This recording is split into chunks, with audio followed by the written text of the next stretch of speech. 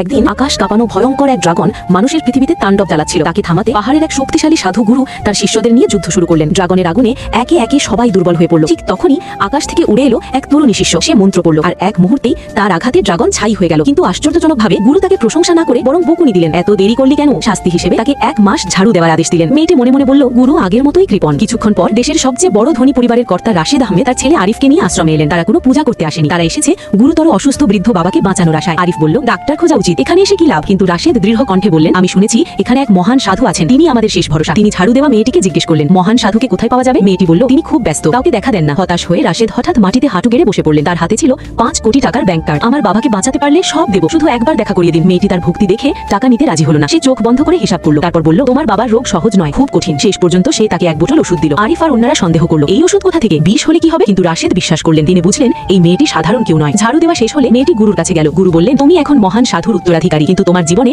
এখনো কিছু অসমাপ্ত হিসাব আছে। তিনি তাকে পাহাড় ছাড়ার অনুমতি দিলেন। 10 বছর আগে তোমার প্রতিবেশী পরিবারকে হত্যা করা হয়েছিল, এবার সময় এসেছে প্রতিশোধ নেওয়ার। গুরু তাকে আরো একটি কাগজ দিলেন, একটি বিয়ের চুক্তিপত্র। তোমাকে এক যুবককে বিয়ে করতে হবে। মেয়েটি পাহাড় থেকে নেমে শহরের এক বড় ধনী পরিবারের অনুষ্ঠানে পৌঁছলো। সেখানে সবাই আনন্দ করছিল, কারণ তারা শিগগিরই 100 কোটি টাকার বিনিয়োগ পেতে যাচ্ছে। হঠাৎ মেয়েটি অনুষ্ঠানে ঢুকে বলল, আমি এসেছি আমার বিয়ের চুক্তি পালন করতে। সবাই হতভম্ব হয়ে গেল। যুবক রায়হান হাসতে হাসতে বলল, তুমি তো সাধু, পাহাড়ে থাকো, বিয়ে করতে এসেছো কেন? মেয়েটি শান্তভাবে বলল, আমি তোমাকে ভালোবাসি না, আমি শুধু দায়িত্ব পালন করতে এসেছি। এই বিয়ে যদি না হয় তোমাদের বড় বিপদ আসবে। পরিবারের বড় লোক কাগজ দেখলো, তারা নিশ্চিত হলেন এটা সত্যিই পুরনো চুক্তি। কিন্তু রায়হান রাজি হলো না। এদিকে রাশেদ বাড়িতে ফিরে বাবাকে ওষুধ খাওয়াতে প্রস্তুতি নিলেন। পরিবারের অন্য সদস্যরা বাধা দিল। তার চাচা বলল, এই ওষুধ যদি কাজ না করে তুমি কোম্পানির চেয়ারম্যানের পদ ছাড়বে। সবাই নিষেধ করলেও রাশেদ বাবাকে বাঁচাতে রাজি হয়ে গেলেন। শেষ পর্যন্ত তিনি ওষুধ খাওয়ালেন। কয়েক মুহূর্ত পর সবাই অবাক হয়ে গেল, বৃদ্ধ বাবা হঠাৎ উঠে বসে গেলেন।